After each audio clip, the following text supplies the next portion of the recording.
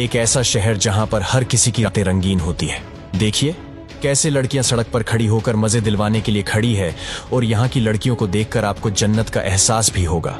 और इस शहर में एक ऐसी होटल भी है जिसका एक दिन का किराया 6 से 7 लाख है। यहाँ के लोग कुत्ते बिल्लियां नहीं, शेर और चित्ते पालना पसंद करते हैं। और यहाँ के एटीएम से पैसे नहीं बल्कि सोने के बिस्किट निकलते हैं। सच में यहाँ पर पैसे की बारिश होती है। जी हाँ दोस्तों, ये है सबसे ज्यादा चमत्कारिक शहर जिसका नाम है दुबई। दुबई को आज के दिन सपनों का शहर कहा जाता है। जानते हैं क्यों?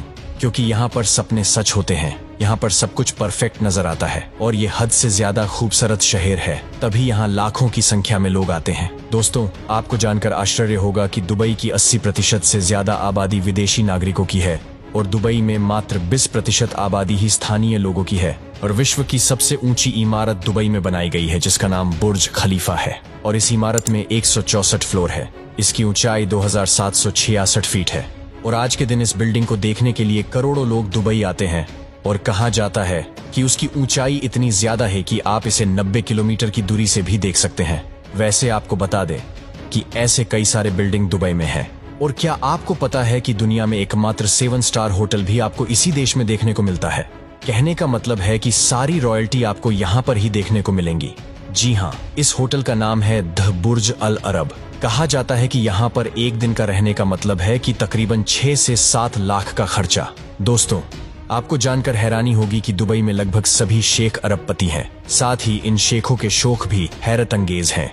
इन्हें कुत्ते बिल्लियां नहीं बल्कि शेर चीते पालना पसंद है और अक्सर शेखों के पास इन जानवरों का दिखना आम बात है। आपको बता दें कि दुबई में किसी भी तरह का इंफ्रेंस सिस्टम नहीं है। यहाँ पर पिन कोड, गली नंबर, घर नंबर ये सब नहीं होता दुबई में। अगर आप अपने रिश्तेदार के घर जाना चाहते हैं तो उस घर के आसपास की बिल्डिंग या किसी भी स्थान का नाम याद होना जरूरी है, तभी आप अपने रिश्तेदार के घर पहुंच पाएंगे। दुबई में आपको कई ऐसे एटीएम देखने को मिल जाएंगे जिनमें से करेंसी निकलने की बजाय सोने के बिस्किट निकलते हैं। जी हाँ, इस तरह की चीज सिर्फ इसी देश में देखने को मिलती है। कहा जाता है कि यहाँ के लोकल लोगों के पास पैसे ही इतने हैं, इसीलिए वो सब यही काम करते हैं। दुबई में अगर आप अल्कोहल पीना चाहते हैं तो उसके लिए आपको सरकार से लाइसेंस लेना पड़ेगा। यहाँ तक कि दुबई के घरों में नशीला पदार्थ रखने के लिए भी लाइसेंस की जरूरत पड़ती है। और साफ साफ कहा जाता है कि अगर आपको मस्ती करनी है तो मनाही नहीं है, लेकिन आपको परमिशन तो लेनी ही होगी। और दोस्तों, एक जमाने में दुबई मात्र एक मरुस्थलीय स्थान था, लेकिन अब दुबई विश्व के महान चित्र में चमकता रईसी से लबरेज विश्व का ध्यान आकर्षित करने वाला शहर है। तभी तो कहा जाता है कि दुनिया में सब कुछ संभव है। आज यहाँ की सबसे ज्यादा अर्निंग जो है वो सिर्फ और सिर्फ टूरिज्म से ही आती है। और क्या आप यकीन कर सकते हैं कि दुबई में गोल्डन बर्गर भी मिलता है जिसकी कीमत $100 से भी ज्यादा होती है।